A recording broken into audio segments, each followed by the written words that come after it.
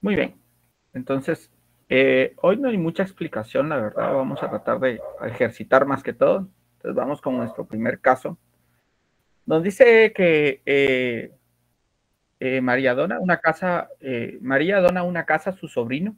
La casa tiene un gravamen hipotecario y escritura pública antes de la donación. María y su sobrino realizan la donación, incluyendo la deducción del gravamen hipotecario en el cálculo del impuesto. La pregunta es si es correcto el proceder de María y su sobrino. Tienen que decir si es correcto o no y cuál es el fundamento legal. Quien lo encuentre, me lo dice, por favor. Entonces vamos a dar más o menos unos 20 segundos. Entonces, aquí vemos que estamos hablando de una eh, donación y que lo que están hablando de la donación es que tiene un gravamen y están hablando de un cálculo de impuesto. Entonces tienen como dos opciones, digamos, a dónde poder ir a buscar. Cuando tengan la respuesta, me dicen por favor.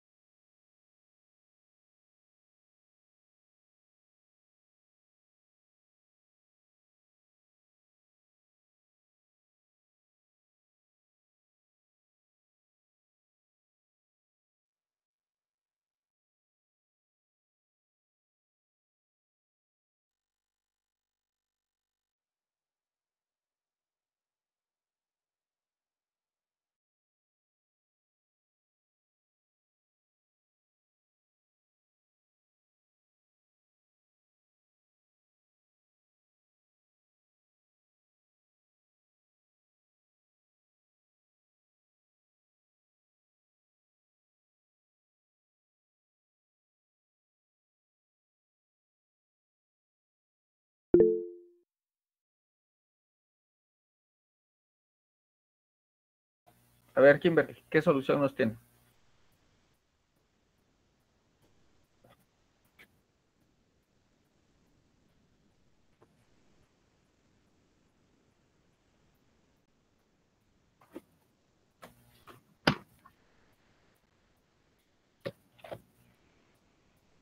¿Qué artículo usó? Código civil, 1850. ¿Por qué diría que ese es el fundamento?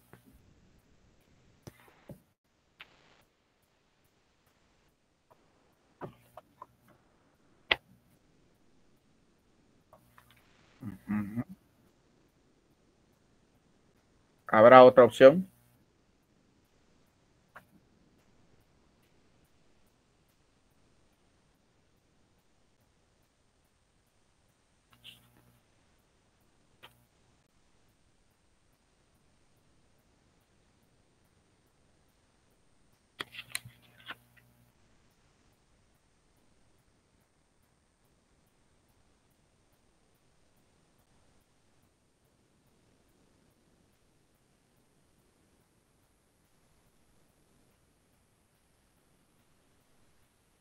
Bueno, a ver, eh, aprendamos a analizar la situación. Les voy a ayudar con uno y los demás ustedes los van a hacer ya. Como sé que le toman foto y demás, entonces ya ahí lo hacen ustedes como ejercicio lo demás. A ver, veamos que nos van dando el caso por partes. Primero, como muy bien dijo su compañera, aquí el suceso es que existe una donación. ¿Quién dona a quién? Dona María, le está donando a su sobrino. ¿Qué le está donando? Una casa. Digamos que eso es básico. Resulta que la casa tiene un gravamen hipotecario. Esto es algo que sí me interesa como importante. Entonces, tiene un gravamen hipotecario registrado en la escritura pública y me dan un plazo que puede ser que sea útil como puede ser que no sea útil. Tenemos un plazo. María y su sobrino realizan la donación, incluyendo la deducción del gravamen hipotecario. Esto es algo importante. Pero aquí viene la acción que están haciendo. Entonces, veamos, ellos hacen una donación y en la donación, al momento de hacer el proceso, y esta es la palabra más clave. Si se dan cuenta, la pregunta está en función no de si es correcto que María le done a su sobrino, no si es correcto que la donación tenga un gravamen hipotecario, no si es correcto que de la donación se quite la deducción al 100%, digámoslo así, que por ahí va la pregunta, pero la parte medular de esto está aquí.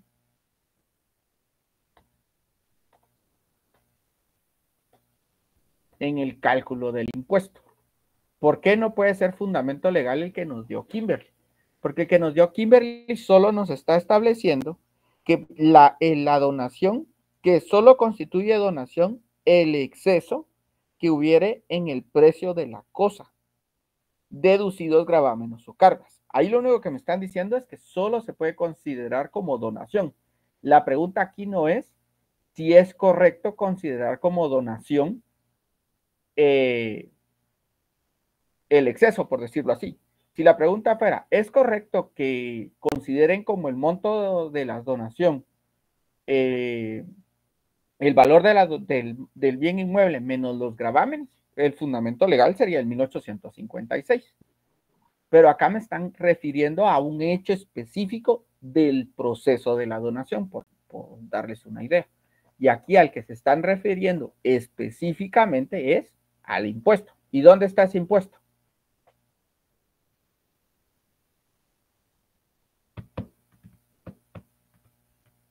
En la ley de timbre, La ley de timbre no puede estar ese impuesto. en la del IVA. Sí está allí ese impuesto, pero ahí solo está que es un hecho generador, ¿no? Y que está afecto al Ley impuesto al de valor herencia, agregado, ¿sí o no? legados y donaciones. Solo veamos esa parte antes de continuar. En la ley del IVA, que es lo único que establece de la donación.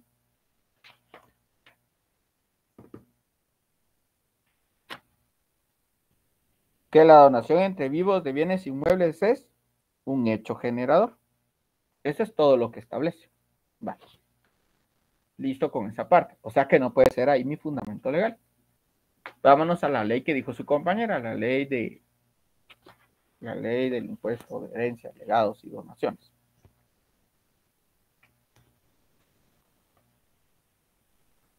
Porque no estamos preguntando si la herencia afecta al impuesto de herencia, legados y donaciones. Ahí estaría mal hecha la pregunta. Si se dan cuenta, nos está indicando, no se está estableciendo si el impuesto que procede es correcto o incorrecto. Solo están estableciendo respecto al cálculo.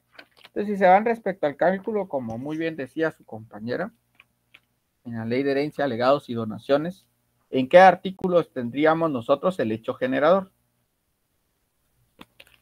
¿El artículo 25, licenciado? En el artículo 25. 25.5. 25. El impuesto sobre donaciones entre vivos se causará al autorizarse a la escritura de donación y aceptación si ambos actos se hubieran hecho simultáneamente. Caso contrario, al otorgarse la escritura. No, porque todo ese capítulo está derogado, Ethel. Ay. Sí, aquí por la ley del impuesto al valor agregado. Ya, sí. Bueno, o sea que ese no puede ser. Ese no es. Esa no es nuestra referencia. Vale. Ubíquenlo pues y me dice. Es el artículo 4, Lee. El artículo 4. ¿Qué literal? Yo creo que es la literal C. No sé, ¿qué dice la literal C?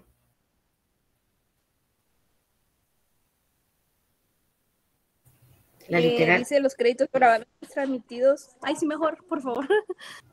la literal se dice, los créditos o gravámenes transmitidos por herencia, legado o donación, siempre que se declare su existencia legítima por sentencia ejecutoria, que no sea dictada contra cualesquiera de los donatarios o herederos, su cónyuge o concubina, sus ascendientes o descendientes en cualquier grado de consanguinidad o afinidad, o el albacea o persona que haya prestado sus servicios al causante, salvo que se trate de salarios o sueldos de empleados, obreros y domésticos.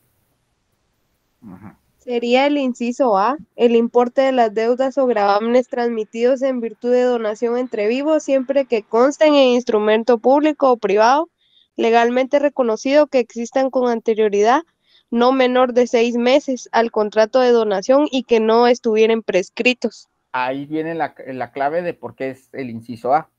¿Qué me están dando en el caso?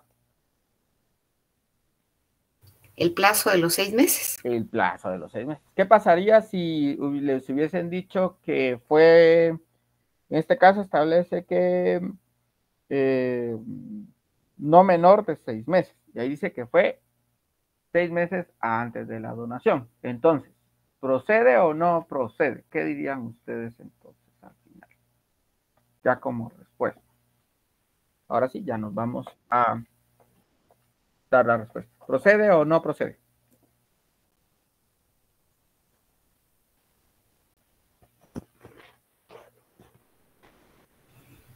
¿Es correcto o no es correcto? Sí, procede. Muy bien. ¿Y el fundamento legal?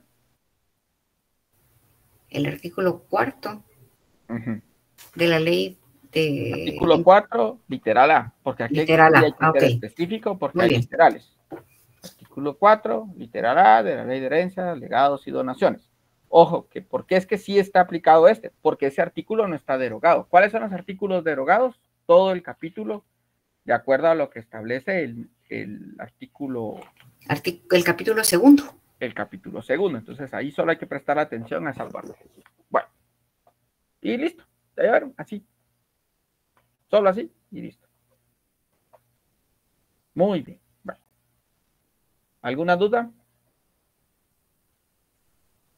Hay que leerlo, analizarlo e interpretarlo. Aquí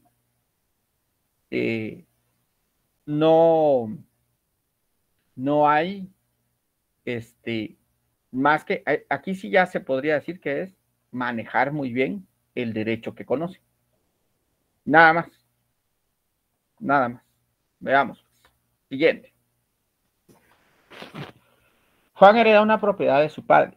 En el cálculo del impuesto de herencia, Juan intenta deducir una deuda no registrada en libros contables, ni en ningún instrumento público, alegando que se trata de un préstamo verbal. ¿Es correcto el proceder de Juan? Sí, no, y el fundamento legal. Búsquenlo, pues. Búsquenlo y analícenlo para ver si están en el punto correcto.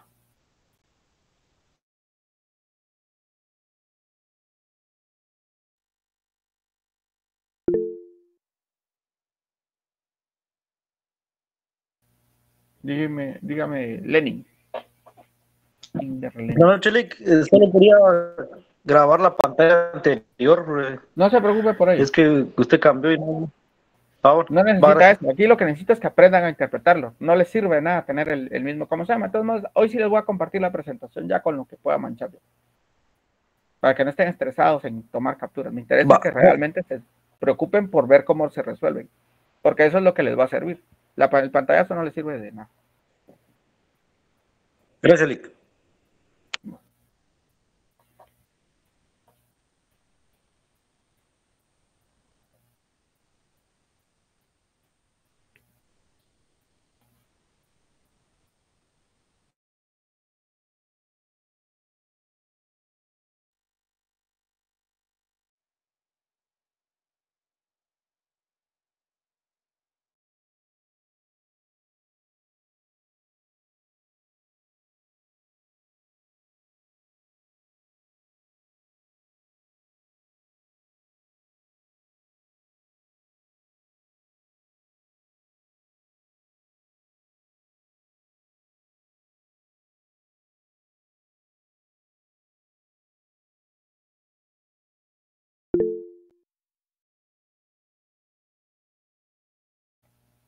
A ver, Marilyn Celeste.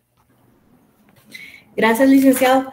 Creo que el fundamento legal sería siempre el del artículo 4, pero en el inciso B. Literal. B. B. B de bueno. Uh-huh. Porque ahí especifica sobre las deducciones, pero aquí sí dice claramente que el importe de las deudas o gravámenes transmitidos por causa de muerte.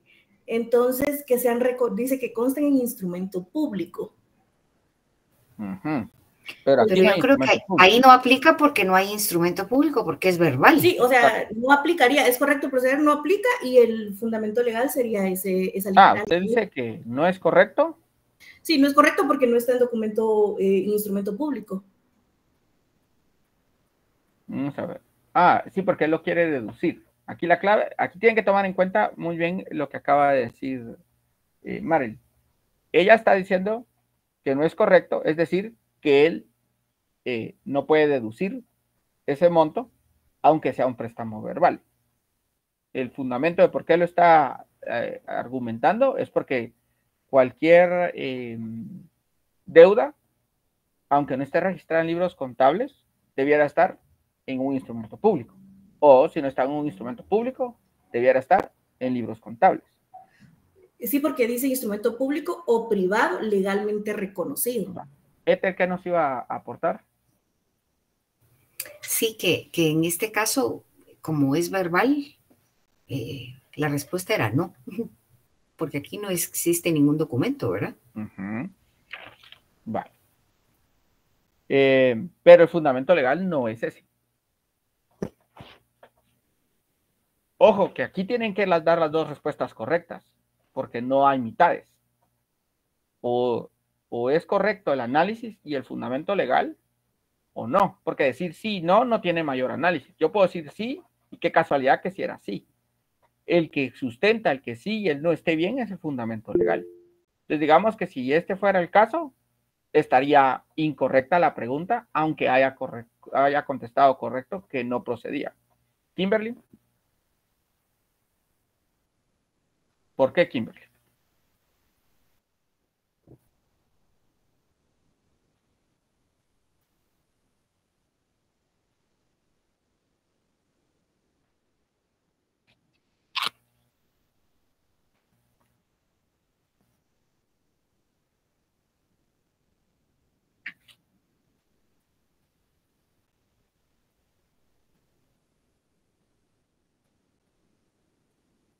Uh-huh.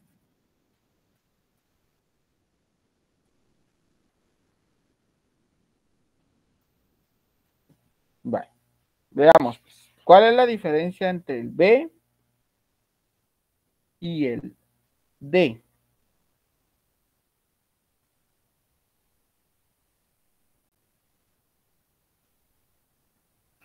En el B constan en documentos públicos. Muy bien, consta de instrumentos públicos. Vale. Y en el D,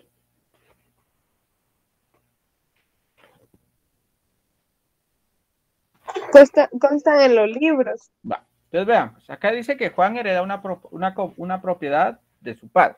Primero, ya sabemos que el hecho generador, aquí estamos hablando que es una herencia. O sea que sí estamos en la ley correcta. Es una herencia. En el cálculo del impuesto, otra vez, nos están hablando del cálculo del impuesto. Eso es clave para saber a dónde me voy a ir, si me voy al Código Civil o me voy a la ley que estamos. El que trata de hacer, intenta hacer una deducción. Eso quiere decir que tenemos que ver las deducciones en esa ley.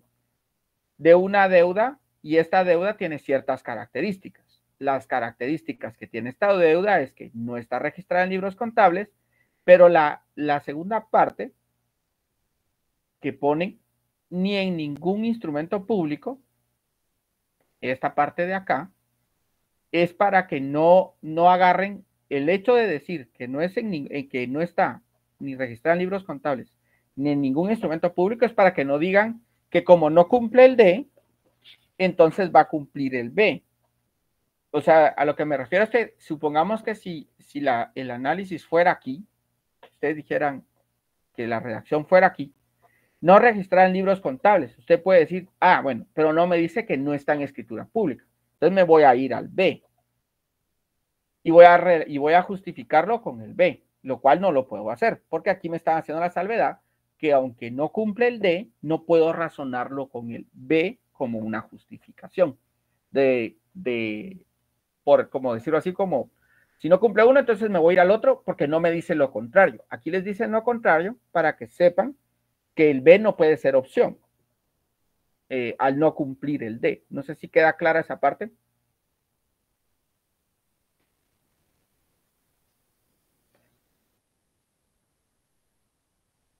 Si no queda claro, me dicen, pero...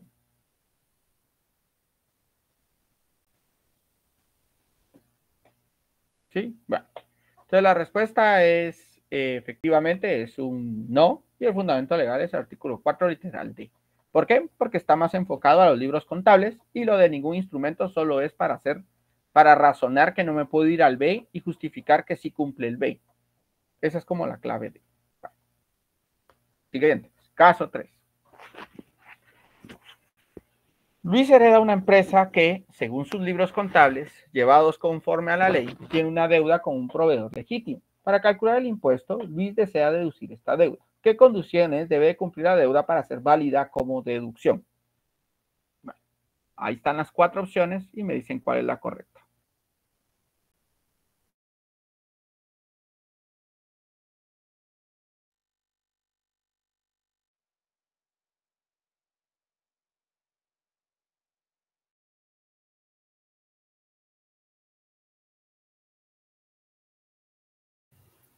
La literal A, licenciado.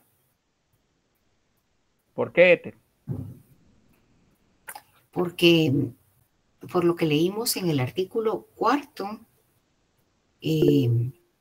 los libros deben estar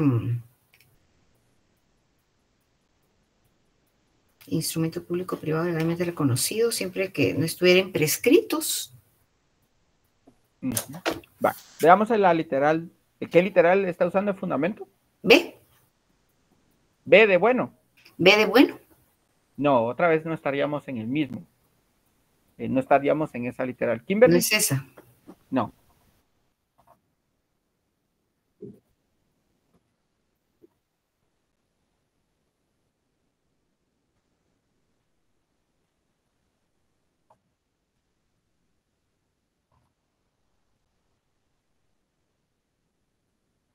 No, veamos, pues dice. Primero Luis hereda una empresa. Eso quiere decir que estamos en una situación de giro comercial. Según sus libros contables, esa es la palabra clave. ¿De quién se está refiriendo? ¿Quién es quién es, con quién se va a justificar la deuda? Con los libros contables. Nos vamos otra vez a la literal D. Llevados conforme a la ley, tiene una deuda. Otra vez estamos hablando de deuda. Con un proveedor legítimo. Para calcular el impuesto, Luis desea deducir esta deuda. Esa es la acción que él quiere hacer una deducción. Si nos vamos, estamos en la parte de deducciones del impuesto y vemos que en la literal D establece el importe de las deudas que no estuvieran prescritos, primera característica, y que consten en libros del causante si este hubiera sido comerciante. ¿Por qué debe cumplir esto? Porque estamos hablando que él hereda una empresa, por lo tanto el papá va a ser un comerciante. ¿Qué condiciones debe de cumplir para que sea válida esta deducción? Que los libros estén conforme a la ley y que la deuda no esté prescrita. Esa es la razón de por qué. Esta es la solución. Con una de las dos condiciones que no cumpla, entonces ustedes dicen que no es la respuesta. ¿De acuerdo?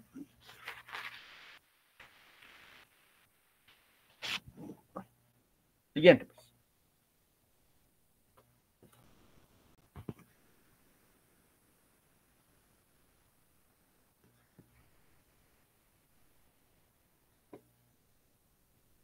Los dejo para que lo analicen.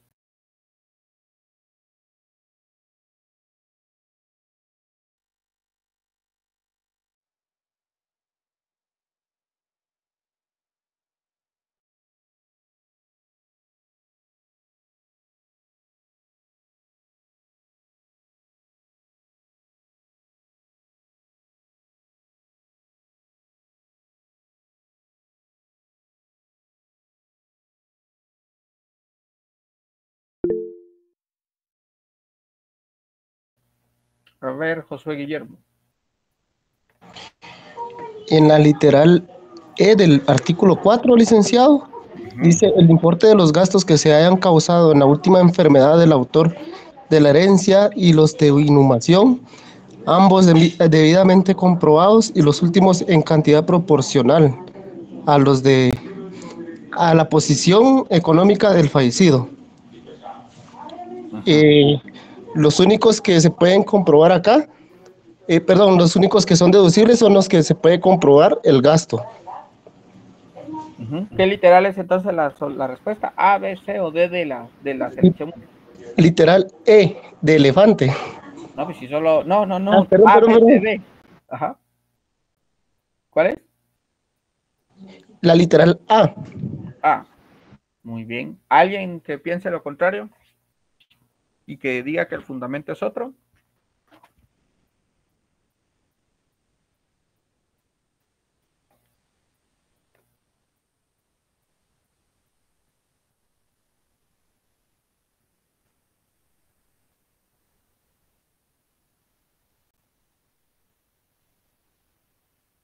Para mí que la literal C, La C. Pero la C, ¿qué establece? La C solo es para créditos o gravámenes. Aquí no estamos hablando de créditos o gravámenes.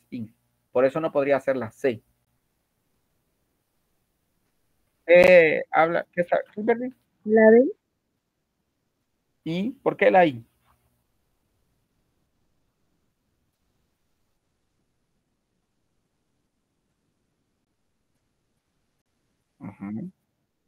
Vale, entonces veamos. Aquí, como muy bien lo analizó su compañero Josué y su compañera Tatiana. Entonces veamos. Pues. La clave del éxito aquí, pues. Ana dice que hereda una finca, hay otra vez una herencia. Va. Hasta ahí podemos irnos al Código Civil, porque está hablando de herencia. Es entre vivos, vamos a ver, de una finca de su abuelo, y quien dejó en pasado 5,000 en gastos médicos. Entonces aquí empieza lo que necesitamos analizar. Son gastos médicos, los gastos médicos son deducibles, pero aquí les dan una condición que es importante tomar en cuenta antes de decir sí, y es que son no comprobados. Luego dice, en gastos funerarios, los gastos funerarios sí son deducibles, proporcionados a su situación económica. Eso sí están bien. Y 2,000 en gastos legales de abogados ajustados al arancel. O sea que tenemos 3 tipos de gastos. Gastos médicos, los gastos funerarios y los gastos legales. Primero veamos si todos son válidos de deducir. Como muy bien su compañero José dijo, en la literal el importe causado por los gastos de última enfermedad, los de la inhumación, pero ambos deben ser debidamente comprobados. Y los últimos en cantidad proporcional a la posición económica del fallecido. Esto es una condición que se debe de cumplir. ¿Qué pasa si, por ejemplo, la persona era de escasos recursos, pero los gastos funerarios fueron como que fuera el emperador de Roma? ¿Ustedes creen que puede deducir él esa gran cantidad de dinero de lo que dejó en herencia para una persona? No. No, porque no hay forma de sostener ese tipo de gastos. Por eso es que la ley establece proporcionada a su situación económica. Ahora bien, la clave para los gastos de última enfermedad y los gastos funerarios es que los gastos funerarios deben de ser debidamente comprobados. Los médicos no están comprobados y los funerarios no nos dice que no están comprobados, entendemos que sí son comprobados y que nos dice que son proporcionales a su situación económica, o sea que los gastos funerarios está bien.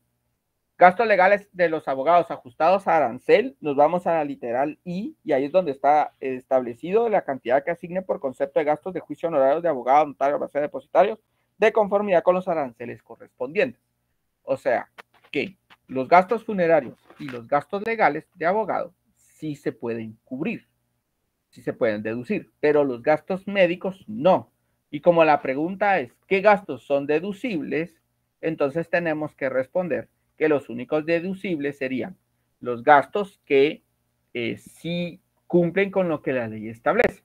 Entonces, ¿qué serían cuáles? Los gastos funerarios y legales proporcionados y comprobados. Es decir, que la respuesta es la D.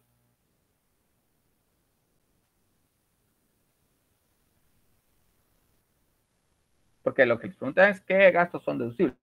¿Solo los gastos legales y funerarios comprobados? No, porque los gastos legales, los que deben de ser al final, los gastos funerarios deben de ser proporcionados. ¿Qué pasa si no son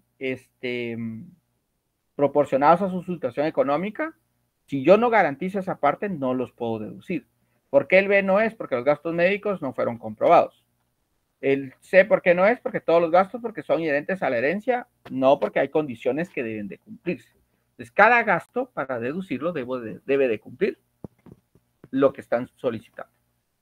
Listo. Siguiente.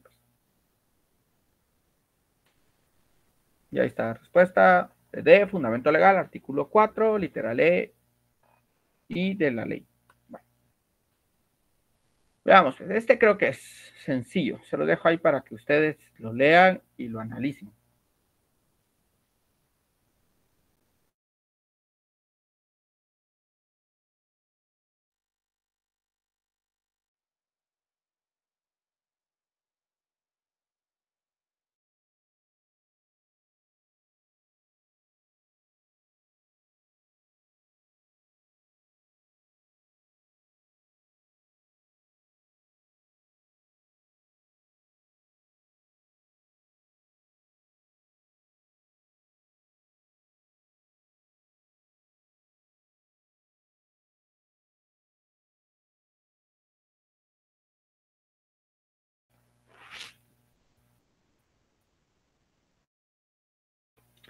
¿Saben qué? Lástima que con usted no se pueden hacer condiciones de beneficio para los que entran a las sesiones tanto de repaso como a las sesiones extras. Ahorita le doy la palabra a Emily.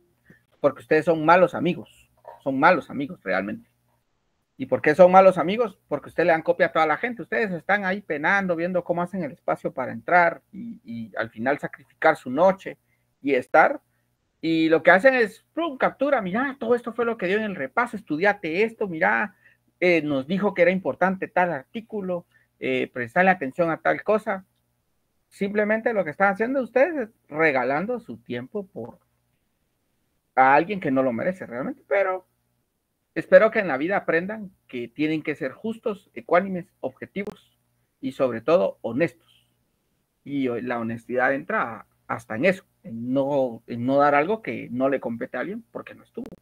Como un premio el que ustedes estén aquí, que puedan ustedes beneficiarse de, porque es un sacrificio que ustedes hacen y que pues yo con mucho gusto otorgo el tiempo para poder sentarnos y discutir eso. A ver, Emily. No, no es correcto porque en el artículo 14 del Código Notario dice que serán nulas las adiciones entre reglonaduras y testados si no se salvan al final del documento y antes de las firmas. Las enmendaduras de palabras son prohibidas. Supongo que Imer iba a decir lo mismo, entonces este no lo vamos a manchar, este era fácil. La respuesta es que no, y el fundamento legal es correcto. 14 del Código Notario. Siguiente. Vamos.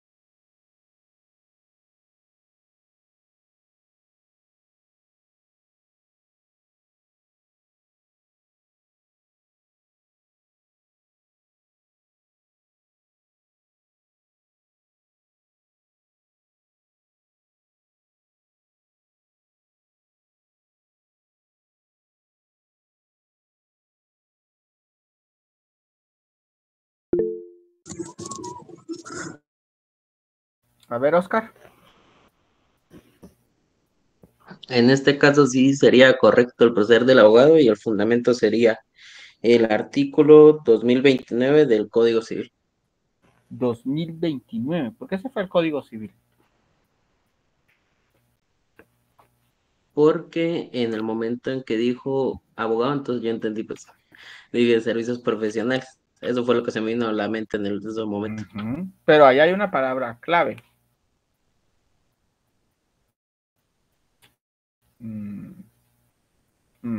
Va.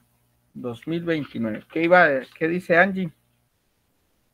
Leí que el artículo 3 de arancel de abogados, árbitros, procuradores, mandatarios judiciales, expertos, interventores y depositarios, que establece los honorarios se fijarán con relación al asunto y no en atención al número de abogados que intervienen en el mismo. De consiguiente, si en el mismo asunto interviniere más de un abogado y no hubiere pacto en contrario, el pago se hará proporcionalmente.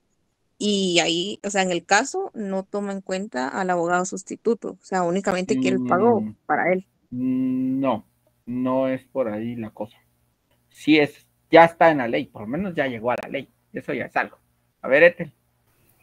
Licenciado, yo estaba leyendo el artículo 109 del Código de Notariado. 109. ¿El 109 sí. ¿Para qué es? Lo que van a cobrar, pero en el inciso, ¿ese arancel de quién es? Los notarios. Exacto. O sea que no procede. No, sí, aquí es abogado, perdón. No procede. Buena intención, pero no procede. Va. Ya les dio la ley Angie. Ahora busquen el artículo.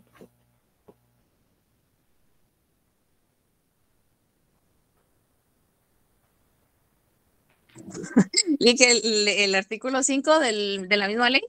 No.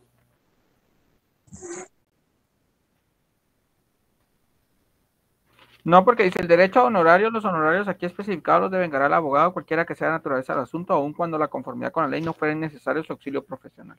Además, los honorarios determinados en la presente arancel, los abogados tendrán derecho a cobrar los escritos de memoriales los que redacten a razón de... No.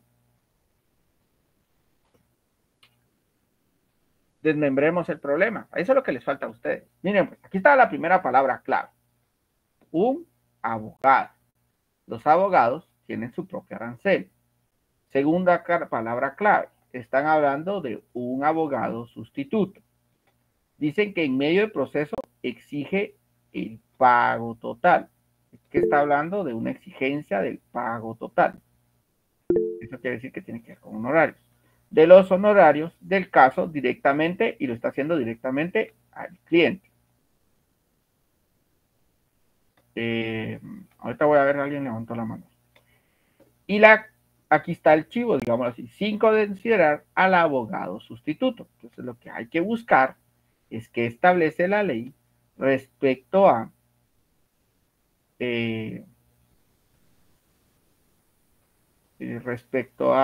los abogados cuando hay abogados sustitutos. A ver, Luisa. Buenas noches, Lic. Para mí es el artículo 2, licenciado. 2. ¿Sí? Ya lo descartamos, creo. No, vamos a ver. Dentro del proceso tendrán acción directa para el cobro de sus honorarios de la persona o entidad que haya contratado sus servicios o de la parte condenada en costas. Es que el problema no es que él haya exigido. Artículo 25, Lic, de esa misma ley. A ver, pues, sí, solo que hay que levantar la mano. A ver, pues, veamos el artículo 25. ¿Qué establece? El abogado cuyos honorarios no hayan sido cancelados, sus herederos o quien sustituya en el consentimiento expreso con el consentimiento expreso del sustituto dentro de las actuaciones, tiene acción directa de promover el cobro en contra de las o las personas obligadas al mismo. Para el caso de quien reclame sea el abogado sustituto, primera característica, abogado sustituto, al obtenerse el pago, deberá consignarse la parte que el juez que fije el juez a la orden del abogado sustituto para que le sea entregada por el tribunal. En este caso, debe considerar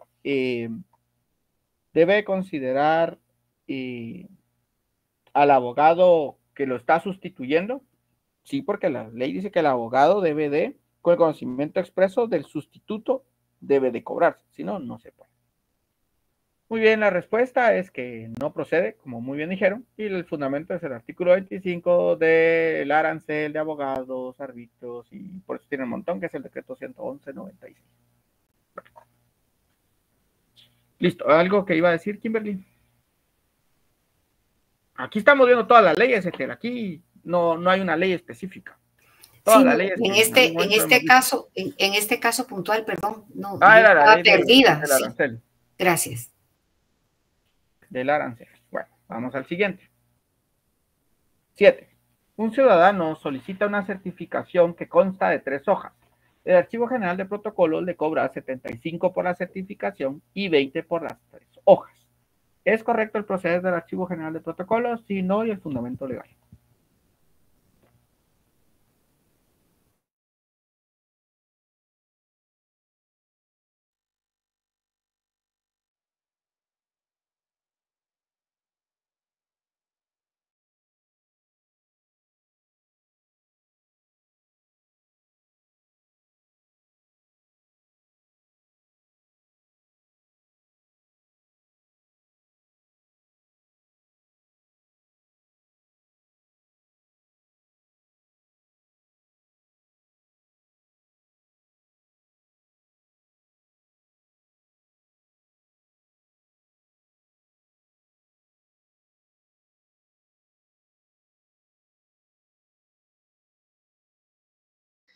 No es correcto, licenciado. Artículo 82 del Código de Notariado. Artículo 82 del Código de Notariado. ¿Por qué sería ese artículo? Porque el director permitirá sin cobro alguno o a cualquier persona que solicite la consulta de cualquier escritura o documento dentro de la misma oficina, así como... ¿Y dice ahí que hay una consulta? No, perdón, licenciado, me confundí. Por eso no va a ser. Son palabras claves. ¿Ethel? Licenciado, sería el arancel del Archivo General de Protocolos. No sé, en el artículo 1, tarifas específicas por certificaciones o copias certificadas, 75 quetzales. Pero ahí va una parte. Ajá, ya está en la ley. Digamos que ya encontró la ley. Va, ¿y ahora? ¿O donde el fundamento legal? ¿Qué más seguiría? Lo de los 20 quetzales. O sea que los 75, según Ethel, está bien. Sí.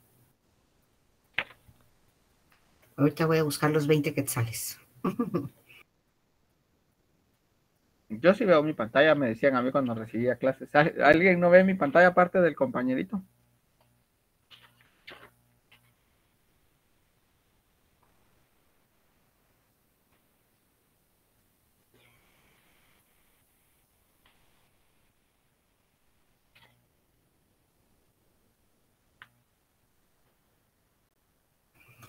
Licenciado, ¿Sí?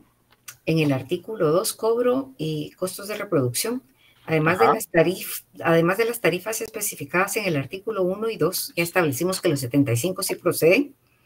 El Archivo General de Protocolos cobrará por lo escrito en los documentos a razón de 5 quetzales por cada hoja o fracción, pudiendo extenderlos por medio del sistema de fotocopias o cualquier otro medio de reproducción mecánica, en cuyo caso se cobrará también el costo de la reproducción. Entonces, bueno, si es así, serían 15 quetzales. ¿Y cuánto le están cobrando? 20. No entonces, está. ¿cuál es la respuesta? No. Muy bien. ¿Fundamento legal? Sería el artículo 1 y 2 de la ley de aranceles del Archivo General de Protocolos. En esencia, el artículo 2, porque la verdad es que el cobro de los 75 sí es correcto. Entonces, sí es correcto, sí. Eso no, digamos que no puedo decir que la mitad sí, la mitad no, porque la pregunta es si es correcto el cobro al final completo. Entonces, en este caso no es completo porque están cobrando de más en la hoja o fracción. Ok. ¿Cómo sabían que había que irse a este acuerdo, ley similar? Porque aquí le están diciendo.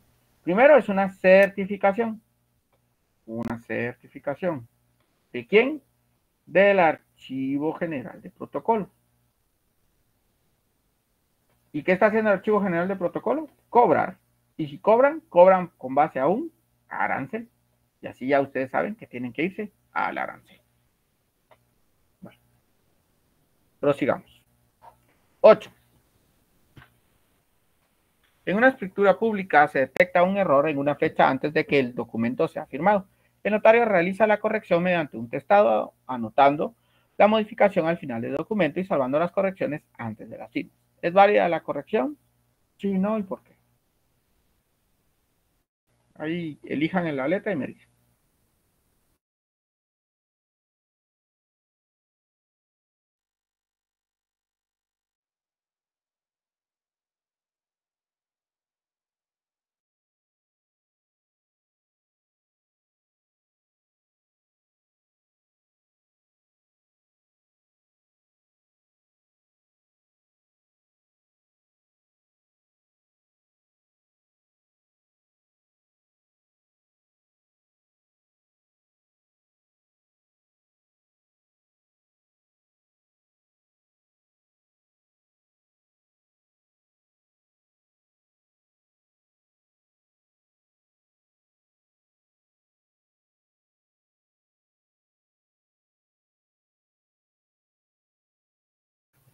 Licenciado, perdone, ¿podría ser el artículo 14 que mencionábamos antes? ¿Cuál sería la respuesta? ¿A, B, C o D? A. La A. Uh-huh. Veamos. Es correcto.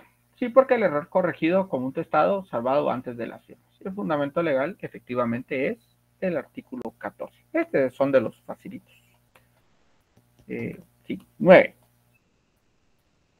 Un abogado reclama el pago de honorarios adeudados mediante un juicio. Solicita al juez embargar una propiedad del deudor para garantizar el pago. El juez decreta la medida sin exigir garantía del abogado. ¿Por qué es válida esta acción?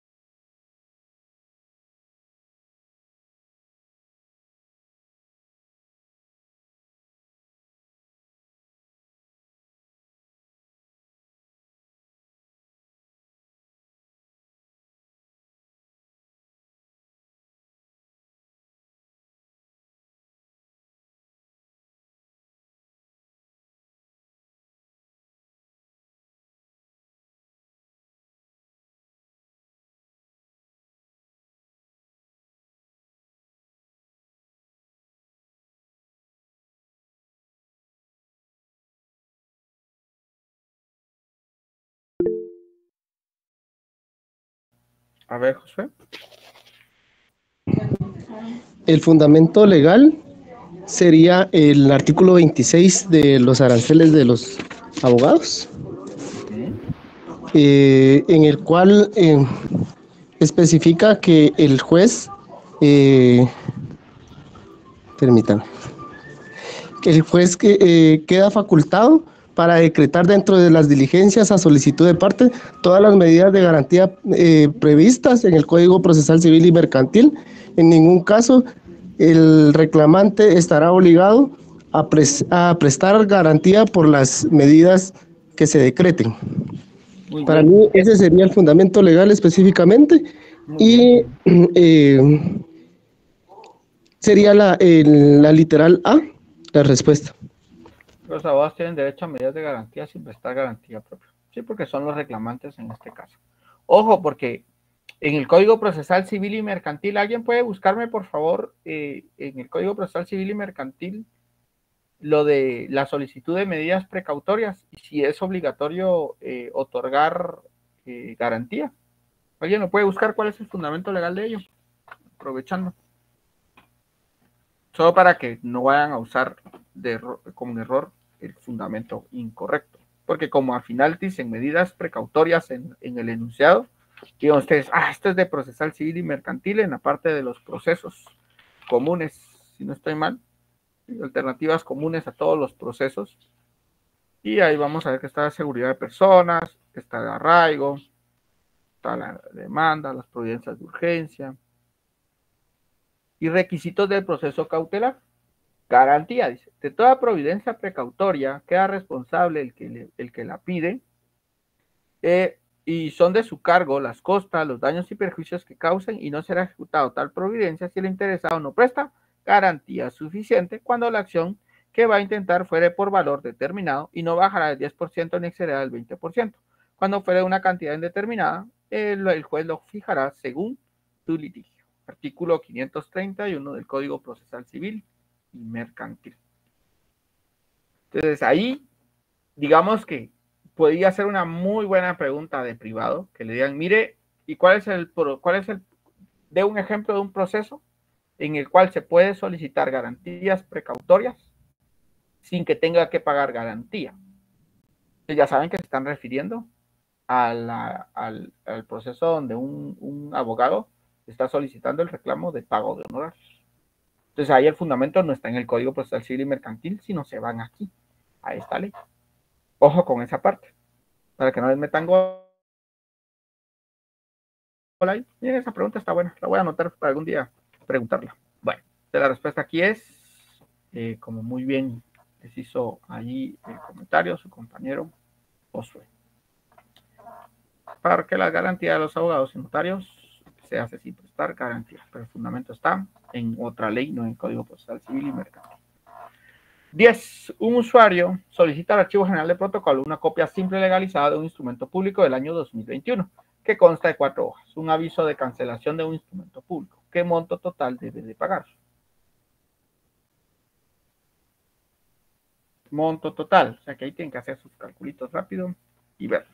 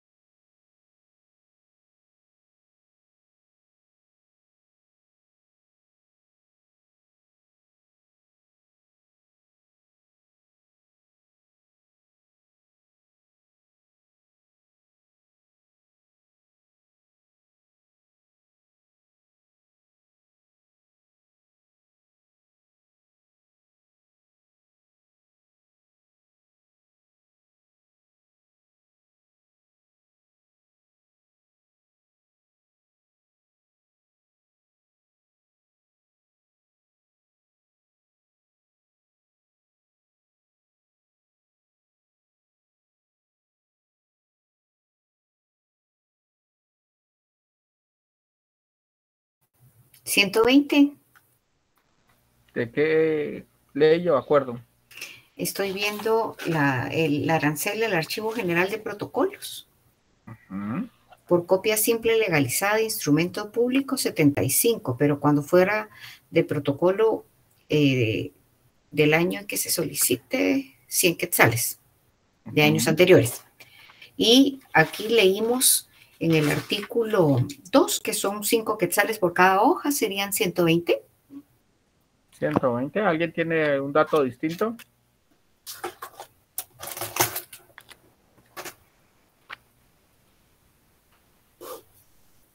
A eso también habría que agregarle el del aviso de cancelación, diría yo, que sería. El aviso de cancelación. ¿Por qué el aviso de cancelación? Que usted quiere agregarle el aviso de cancelación.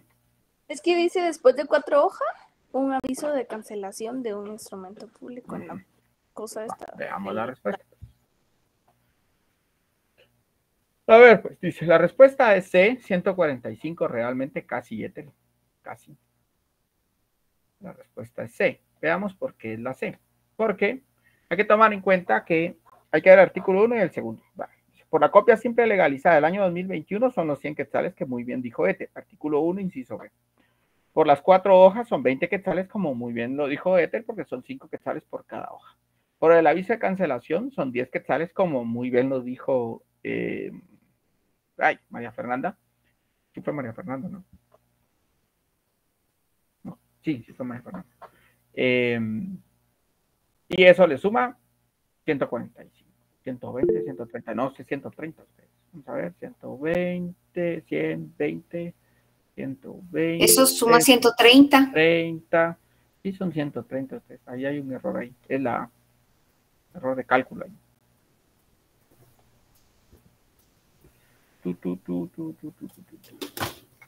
Diga, y no los pone bueno en el examen si nos confundimos también. Hombre, por eso les tiene que hacer buen el cálculo. Sí, Imer.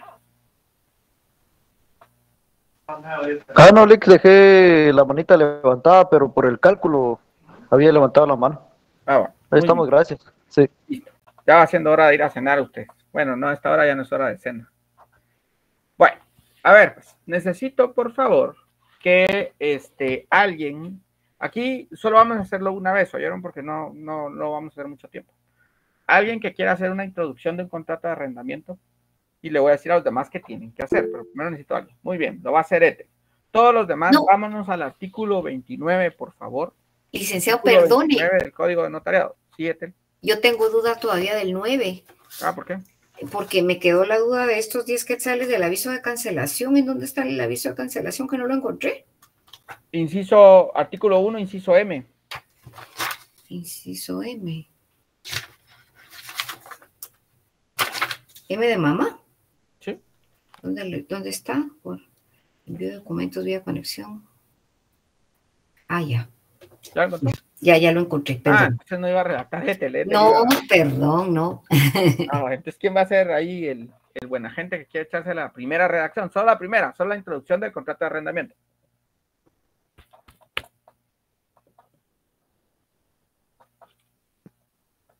¿Ninguno? Me lo salto. Me paso al siguiente entonces.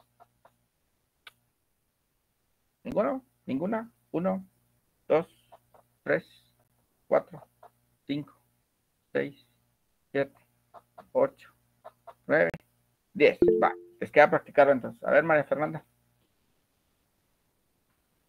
¿Tiene duda también? No, Lick, yo le voy a ayudar, espérame, solo voy a... Todos en el artículo 29, por favor, y con mucha atención a lo que vaya a hacer, a lo que va a decir ahorita María Fernanda. Pero sin chivo, ¿verdad, María Fernanda? ¿Qué manda? Sin chivo. Va, de memoria. De memoria, ¿ves? Vamos. Basta. Número 10. En el municipio de Villanueva, departamento de Guatemala, el 23 de noviembre de 2024, ante mí, María Fernanda Valdés Aguiatás, notaria. Por una parte comparece... Pausa, María Fernanda. Muy bien. ¿Le faltó algo o no le faltó nada al encabezado de acuerdo a lo que establece el artículo 29, numeral 1? Con uno que me diga está bien o me dice está mal. Y si está mal, ¿qué le faltó?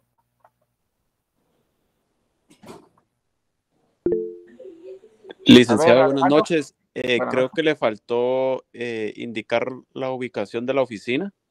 No, porque no es un testamento. Ok. Muy bien, pero bien su aporte, Alejandro, porque así todos quedamos ahí. Tal vez alguno pensaba lo mismo, ahora sabemos todos que no. Sigamos pues, María Fernanda, gracias. O sea que ya tiene el encabezado 100 puntos. Sigamos. Por una parte comparece, digamos, Astrid Verónica Lima Castillo, de 30 años de edad, casada, guatemalteca, secretaria, con domicilio en el departamento de Guatemala, quien se identifica con el documento personal de identificación 2100 37.00101, extendido por Registro Nacional de las Personas del Departamento de Guatemala. Muy bien, sigamos. Que en el presente instrumento público se denominará, que me dijo Lick, arrendamiento. Sí. Arrendante. El arrendante. Va. Por la otra parte comparece José Luis Pérez Peña, de 50 años de edad, casado, guatemalteco, administrador de empresas,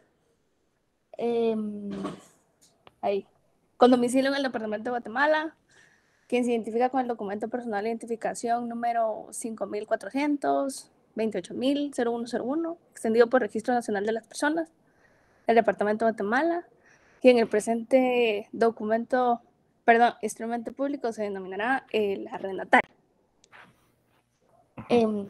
Doy fe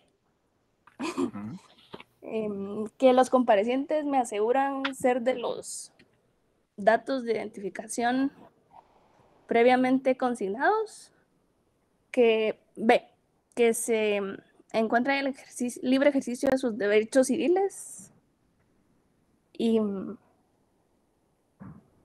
que por el presente instrumento otorgan contrato de arrendamiento. Muy bien. ¿Algo que le haya faltado en la comparecencia? A ver, Kimberly. En este, sí, es que el numeral quinto sí, pero ¿cuándo vamos a usar eso de tener a la vista los documentos fehacientes que acrediten qué? Cuando hay representación. Exacto. O sea, aplico el 5 cuando hay representación. Ahora, eso que quiere es establecer de que tiene a la vista los documentos para que cada uno los identifica, lo puede poner, lo puede anotar, no quita ni pone, pero digamos que no es esa razón de decir que por eso está incorrecto, porque ese 5 lo vamos a aplicar específicamente cuando hay representación. Y si usted ha marcado su código de notariado conforme se los he enseñado, o en notariado 3, o en notariado 4, que les puse el artículo 29, tiene que tener ahí como epígrafe representación. ¿Alguien más iba a decir algo más que le faltara? Que no dijo que en el DPI no dijo que por el registro de las personas. Sí lo mencionó. Y también domiciliado en Guatemala. El departamento de Guatemala también lo dijo. Sí lo dijo, sí. Yo también pensé que se agregó, pero no, sí lo dijo en los dos. Sí. Muy bien. ¿Sí, Josué? Sí, lo que sí omitió fue agregar la palabra con código único de identificación, porque sí dijo con documento personal de identificación número y continuó ahí. No, muy bien, hay que prestar atención que no se les pase esa parte. ¿Se que el documento personal de identificación no tiene número? Lo que tiene es un código único de identificación. O sea, y no podemos decir otra vez con número porque realmente el código ya es el número. Si no sería como decir 2 veces número. Pero eso ya es como más de costumbre de cada quien y demás. Bueno. Muy bien, María Fernanda. Gracias por ayudarnos a hacer la primera redacción en general. Bien. 90 porque ya queremos poner 90. Bueno, vamos ahora. ¿Quién redacta el cierre de un testamento? Cierre de un testamento. No va a pedir revisión de examen. Cierre de un testamento.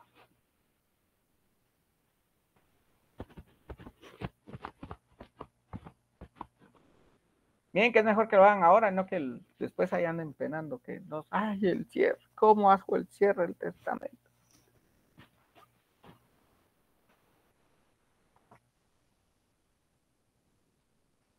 ¿Ninguno? Otra vez, pues me echo los 10. 1, 2, 3, 4, 5, 6, 7, 8, 9. A ver, Josué, ¿lo va a hacer usted? Me voy a animar, no sé si estoy bien, pero me voy a animar. Eso es lo de menos. Aquí lo que queremos es que alguien lo haga y todos nos vamos al artículo para poder leer. Vámonos entonces al artículo 42 del Código de Notariado. Evidentemente Josué no. Todos menos Josué. Ahí ya lo busqué. No, a ver qué tal lo sabe de memoria. Bueno, vamos. El cierre es doy fe A de todo lo expuesto. B, que tuve a la vista los documentos de identificación de los documentos de identificación de los otorgantes. Pausa ahí, José. Sí, ahí por lo general siempre no se especifica, sino se generaliza. Casi siempre ahí lo que establecemos es que se tuvo a la vista todos los documentos relacionados, porque con eso ya sé que si hay un título de propiedad que tuvo que haber pasado, se lo tuve a la vista. Los documentos de identificación los tuve a la vista. Si hay un certificado de nacimiento para saber quiénes eran sus hijos, lo tuvo a la vista. Pero si no, tendría que detallar todo. Es que estoy nervioso, por eso dije los No, pero ahí solo como para que lo recuerde ahí. O sea, no importa que lo especifique, pero en general se trabaja más dando una generalidad. Digamos, tuvo a la vista todos los documentos relacionados. Bueno. Sé que leo lo escrito, leí lo escrito, y me recuerdo que son 4.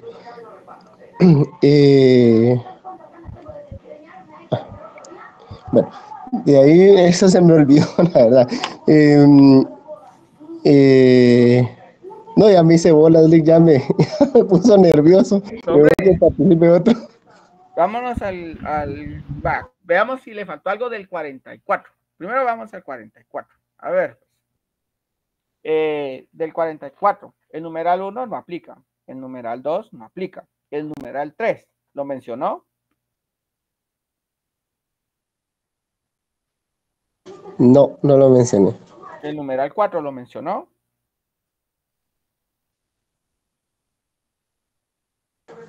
Solo dije que había leído lo escrito, pero no muy técnico. A ver, Ingrid. Pues que quería participar para decir el cierre del testamento. Doy fe, literal A, que todo lo escrito me fue expuesto. B, que tuve a la vista la documentación relacionada. C, que a mi juicio el otorgante durante todo el acto presente gozó de plena capacidad mental, habiendo expuesto su voluntad en forma libre y espontánea, sin sujeción, violencia, coacción o influencia de alguna en todo lo que aquel conste. D, que en el presente instrumento se realizó en un solo acto sin interrupción alguna. E, que advertir a los testigos de la obligación que tienen de guardar secreto de todo lo expuesto en el presente instrumento. F, que a petición de los otorgantes leí lo escrito, quien bien enterado de su contenido, objeto y validez y demás efectos legales lo rectifican, aceptan y firman juntamente con los testigos y el notario que autoriza ante mí y la firma. Este es el cierre que más les van a preguntar en su privado. Ese es el cierre que más preguntan. Porque es un cierre que aunque ustedes tengan la ley ahí abierta, hay mucha parte que de memoria tiene que salir y otra parte que no, pero al final, digamos que es un cierre bastante preguntado en sus privados. Bueno, ¿quién redacta el testimonio? Un testimonio de un impuesto de cualquier escritura donde está afectada por el impuesto a valor agregado que se pagó con formulario. ¿Quién redacta el testimonio?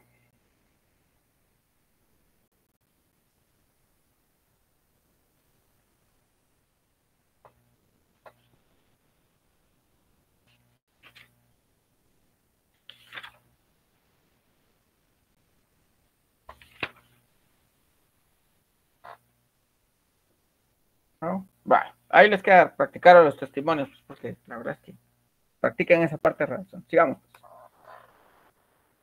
¿Qué otras redacciones tiene que practicar? Introducción de un contrato donde el comprador va a ser un menor de edad. Redacción de redactar la parte de todas las que son representaciones que vimos, porque las discutimos conmigo, la representación de un menor de edad, representación de un representante de una sociedad anónima, el representante si es por medio de un hermano, qué instrumento se utiliza, y la representación por medio de un gestor de negocios, que son las 4 o 5 representaciones principalmente que siempre se Entonces, solo para que ahí lo recuerden en la redacción, porque no muchos quieren redactar ustedes. Entonces, sigamos. Ahora ya vamos a la última parte, buscar fundamentos. Muy bien, ¿cuál es el fundamento? Que si una cláusula es oscura, ambigua o contradictoria de un contrato, insertas en formulario preparado de antemano por el vendedor, siempre favorece al comprador. Fundamento legal. Aquí sí voy a contar a 10 y si no, me la salto. 672 del Código de Comercio. Veamos.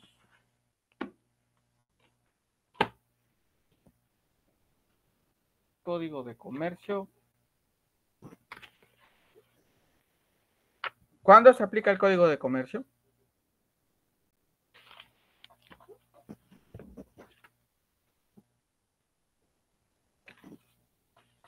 Perdón, Lick, es que acabo de estudiar mercantil y se me vino a la mente.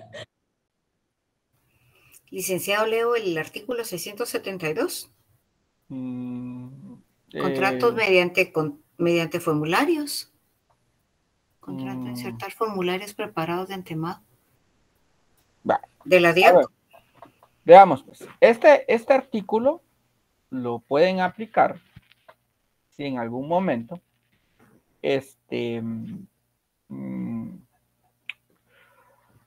fuera específicamente un contrato mercantil. Tendrían que hacerlo ver que es mercantil. Y como no establecen que es mercantil, ¿a dónde se tienen que ir entonces? Al Código Civil. En el Código Civil. ¿Cuál en el Código Civil? Se me perdió. Para compraventa, Lick, para, pues como tiene vendedor. Del artículo 1574 en adelante está la forma de los contratos. Bueno, pero díganme la respuesta. Ustedes es como que me dijeran. Yo estoy aquí, ahorita como ustedes están en el examen, pero denme la respuesta, no me diga por ahí está, porque no me sirve. No, yo para que se ubiquen los compañeros y busquen ellos también. Está bien.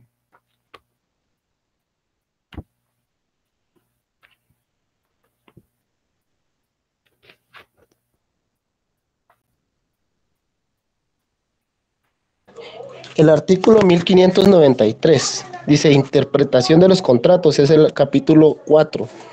En 1593 habla específicamente cuando los términos o conceptos del contrato son claros y no dejan lugar a duda sobre la intención de los contratantes, se estará al sentido literal de sus cláusulas. Pero acá está hablando de una cláusula oscura. Exacto, entonces no puede ser ahí el fundamento, pero ya encontró por dónde está. Sí. Eso ya es un avance. Es el 1600, Lick. El 1600. ¿Por qué el 1600? Yo diría que es el 1559, el saneamiento por vicios ocultos. No, porque no se establece saneamiento, Arodi. Y que el 1600, que establece las cláusulas oscuras, ambiguas o contradictorias de un contrato insertas en modelos o formularios preparados de antemano por uno de los contratantes, se interpretarán en favor del otro contratante. Es correcto. Artículo 1600 del Código Civil. Muy bien. Siguiente. ¿Cuál es el fundamento legal? Que los cónyuges no pueden celebrar contrato de sociedad civil.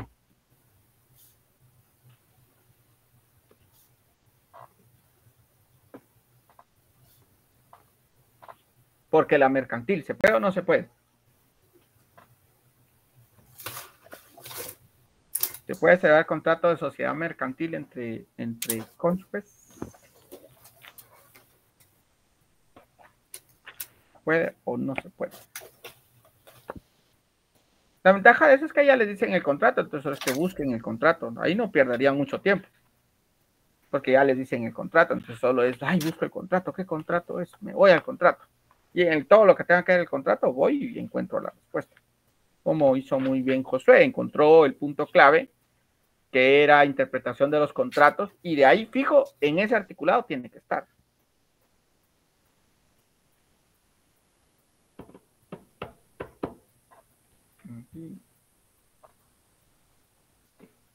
¿Ya lo encontraron?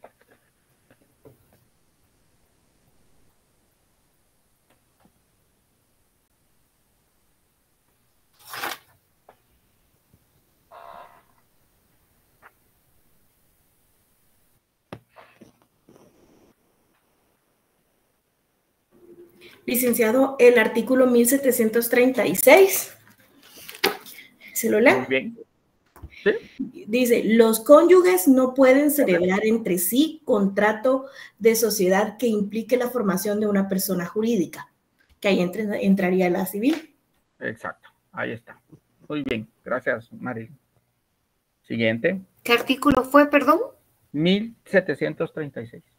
1736, gracias.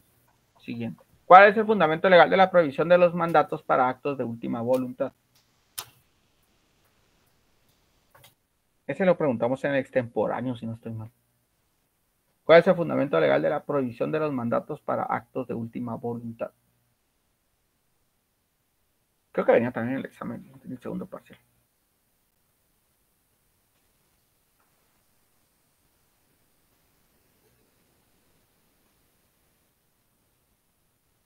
Leí que el artículo 1688, el segundo párrafo, que establece no se puede dar poder para atestar o donar por causa de muerte ni para modificar o revocar dichas disposiciones. 1688, sí, es correcto. 1688, segundo párrafo. Ahí sí hay que especificar que está en el segundo párrafo. Muy bien, siguiente. ¿Cuál es el fundamento legal del plazo para revocar la donación por causa de ingratitud? Fundamento legal del plazo para revocar la donación por causa de ingratitud. Plazo de la revocación de la donación por causa de ingratitud. ¿Qué donación sería esa para empezar? ¿Entre vivos o por mortis causa? Entre vivos. Entre vivos. Sí, porque ya en por mortis causa ya no lo va a poder pelear. Entonces ya pueden irse a donde está. Y ahora a buscarlo. Pues.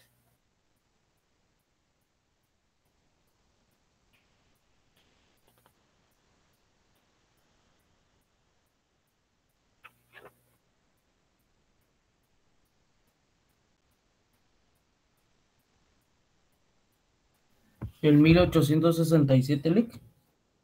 1867, ¿qué establece? La revocación de la donación por ingratitud solo puede hacerse contra el donatario. Sin embargo, si hubiera sido iniciada en vida podrá continuarse contra los herederos. ¿Ya vieron? O sea que sí puede llevar a los herederos. Otra pregunta interesante para examen, pero no ese es el fundamento porque estamos preguntando el plazo. Y ahí no hay plazo. El artículo 1866 dice la donación gratuita y onerosa, y la onerosa en la parte que constituya la donación efectiva pueden ser revocados por causa de ingratitud del donatario. Esta facultad es personal del donante e irrenunciable y se otorga en los casos siguientes. Pero no da el plazo. Y lo que estamos buscando ahí, la clave de la pregunta es que le están preguntando el plazo. 1869, Lic. ¿Qué dice qué establece el 1869? La revocación que haga el donante por causa de ingratitud no producirá efecto alguno si no se notifica al donatario o a sus herederos dentro de los 60 días siguientes a la fecha en que se otorgue la escritura pública de revocación. Pero ese es el plazo para que surta efectos y no ese es el que están pidiendo. ¿Cuál es el plazo para que ustedes soliciten la revocación? 1874, Lic. ¿Qué establece? Son 6 meses. ¿Qué establece? Dice, la facultad de revocar la donación por causa de ingratitud dura 6 meses, contados desde la donación que tuvo conocimiento del hecho que lo motiva. Es correcto. Alguien aquí mencionó el 60, pero no sé el 60 de dónde. 60 de, ¿cuál 60 de María Fernanda? 60 de dónde? 60 días. El que había dicho el compañero anterior. Ah, el 1866. El 69, pero no, ya nos aclaró aquí nuestra compañera. Ah, es que después escribió un 60D, pero no sabía, es que primero escribió 1869, después escribió 60D, pero dije 60D ¿de dónde? Perdón, compañero, ¿qué artículo dijeron al final? 1874. Gracias. Y ahí están las respuestas. Digamos, pues. ¿Cuál es el fundamento legal que al prestar cosas fungibles deben ser restituidas con la misma calidad, aunque su precio haya variado?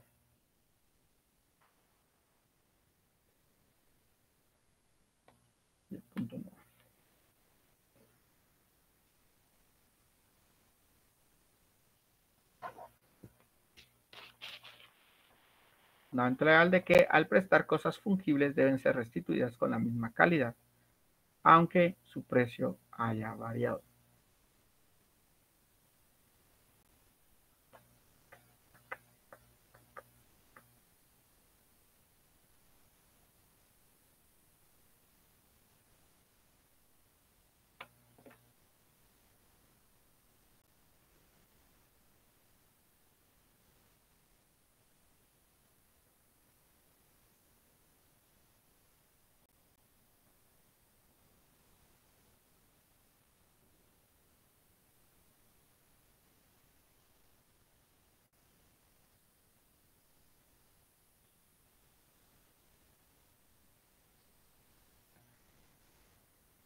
Artículo 1942, que es el contrato de mutuo.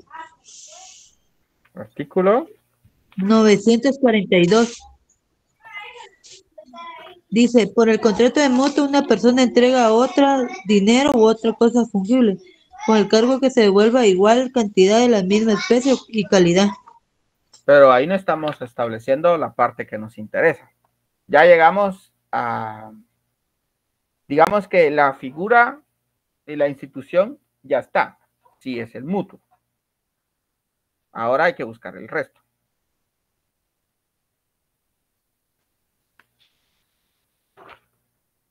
Pero hay una característica. ¿El mutuo cuándo se da? ¿Cuándo se usa el mutuo como contrato? Porque si no, no van a saber la respuesta. ¿Cuándo el mutuo se usa como contrato? ¿Qué van a hacer ustedes para que ¿Dónde se presta dinero, Lick? Ah, vaya, y ahí no estamos prestando dinero, porque no están estableciendo que sea dinero, sino cosa fungible. Hubo otras cosas fungibles establece ahí, pero no es por ahí. 1952, Lick. 1952, pero seguimos en el contrato de mutuo. ¿Qué establece el contrato de mutuo? ¿El 52?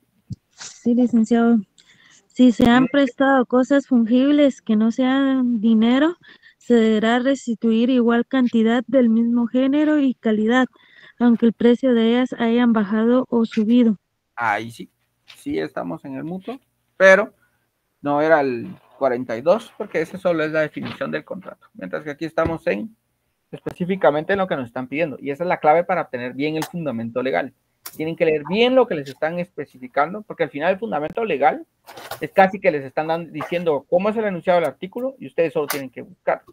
Es como la clave para encontrar. 1952. Muy bien, pero ya habían encontrado al menos el contrato. Ya era algo. Siguiente. ¿Qué artículo fue, perdón, licenciado? 1952. ¿Cuál es el fundamento legal que la renta a título gratuito debe comenzar a pagarse desde que muera el instituyente? Ahí ya le dijeron qué tipo de renta es.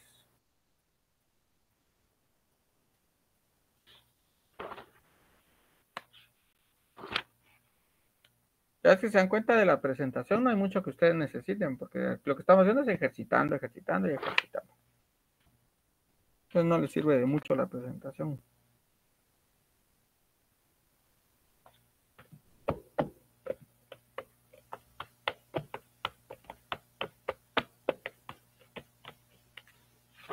¿Ya lo encontró alguien? Si nos vamos a dormir.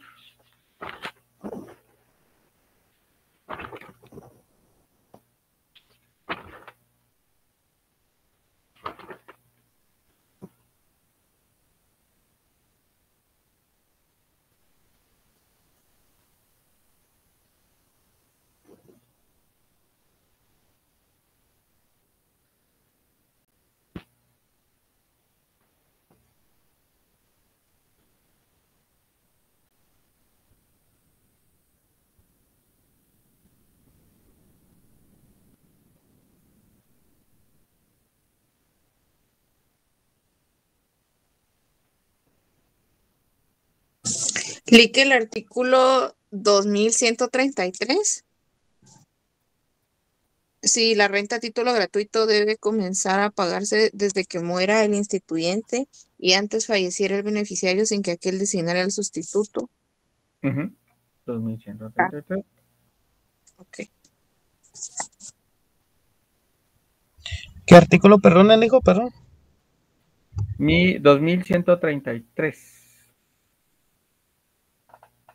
2100, vamos a ver si es el mismo enunciado. ¿Cuál es el fundamental que la renta a título gratuito? En la renta es instituido para ser para muerte de incidentes y retiros totales. No, sí, es exactamente el 2133. Siguiente.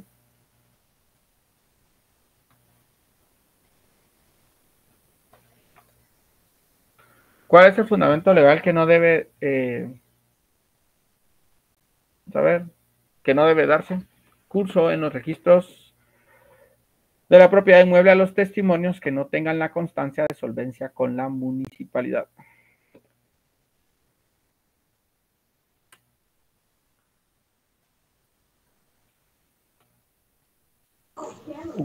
Yo la estaba leyendo, Lick, ¿por qué la quito? Porque es que lo está corrigiendo.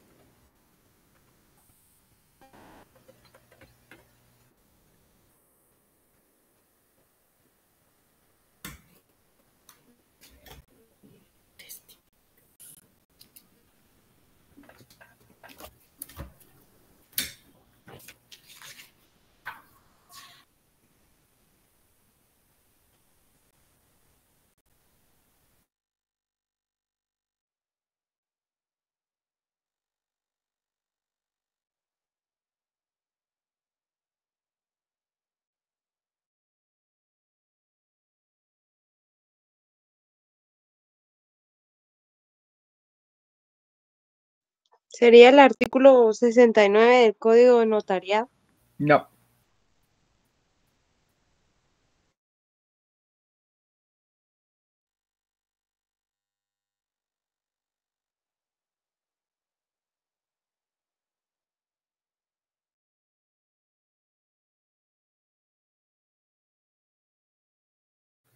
Licenciado, está en la ley de parcelamientos urbanos. ¿Por qué estaría ahí? Buena pregunta. Por lo de la propiedad. No está en No, esa ahí ley. estoy perdida. Sí, no está en esa ley. Sería bueno leer esa ley, a ver si hay algo que tenga que ver con eso, pero no.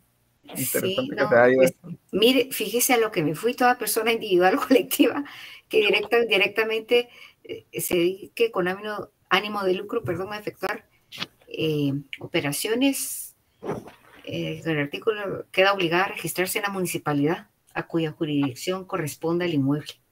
No es por ahí. Por eso me fui por ahí.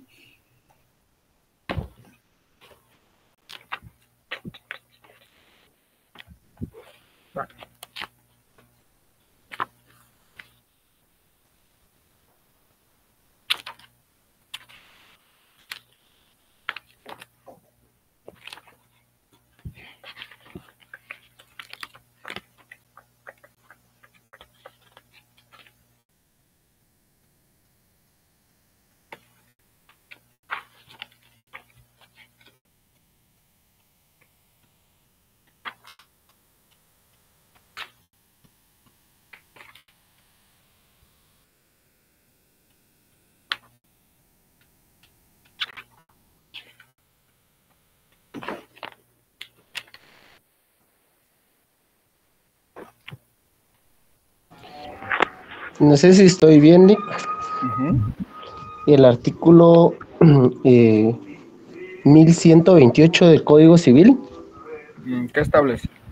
Dice, si el documento presentado no fuera inscribible o careciere de los requisitos legales necesarios, el registrador lo hará constar en un libro especial que se llevará para tales efectos y en el propio documento, el cual devolverá al interesado, expresando la hora y fecha de recepción en el registro. No. Ya. Decreto número 108. Ahí está el fundamento legal. Artículo 1 del decreto número 108. Bueno. Decreto número 108, artículo 1. Y nuestro último ejercicio. ¿Cuál es el fundamento que la excepción del pago de impuesto a herencia, legados y donaciones es aplicable a las iglesias de todos los cultos?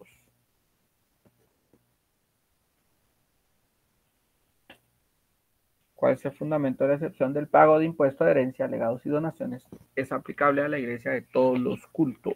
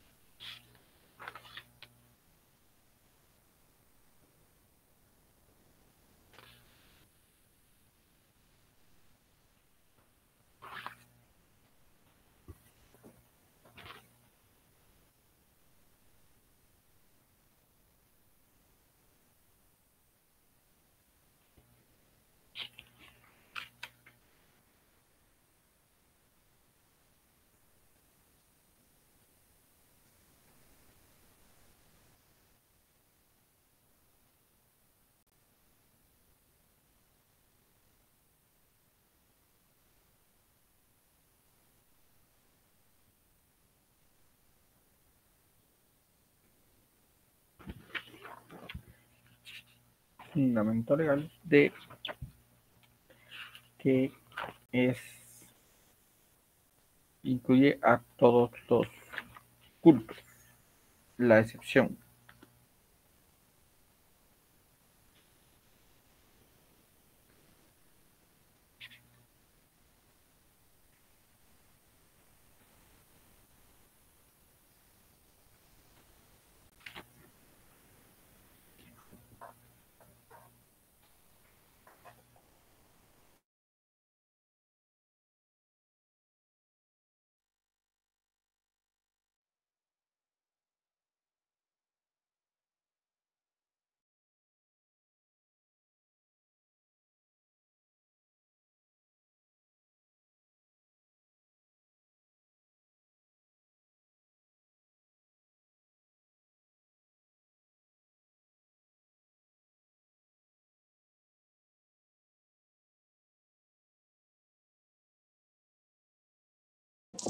Leí que el artículo 22 de la Ley del Impuesto de Timbres Fiscales y Papel Sellado Especial para Protocolo. ¿Qué establece? No, leí mal. Que están sujetas a verificaciones de auditoría en cuanto a la aplicación de las exoneraciones aprobadas conforme a la ley. No es. No, eso no.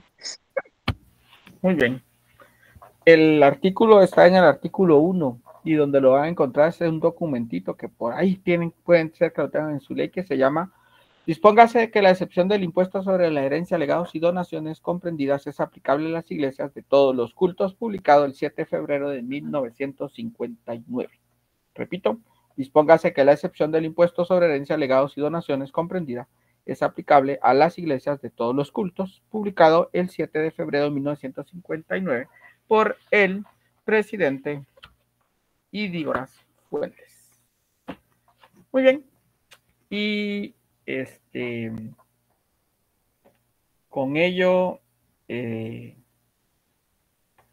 pues hemos terminado. Terminamos el curso y terminamos todo lo que implique que tengamos que relacionar.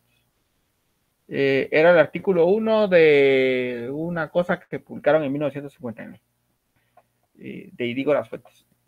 Licenciado, ¿eso en qué ley debería de estar?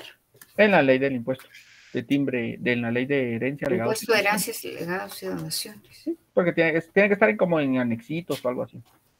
Estoy buscando, licenciado. Sí, miren, ahí se los publicó ya María Fernanda. Qué amable es María Fernanda. 100 puntos para María Fernanda. Muy bien, ha sido un gusto compartir con ustedes esta noche. Hoy no llegamos a medianoche, la verdad, qué bueno.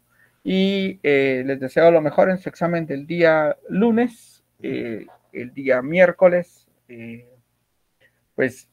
necesitan únicamente repasar todas las leyes que les dije y siempre llévenlas por si se las dejan sacar. Traten de evitar estar haciendo trampa. Ustedes es hacer trampa, la verdad es que es un cáncer que la gente no entiende, que no les sirve de nada más que para pasar un curso, que no es el objetivo de esto, pero ni modo, la gente no lo entiende. Algún día tal vez. Por lo demás, pasen una feliz noche y nos platicamos en algún momento más del camino llamado vida. Se cuidan. Gracias, licenciado.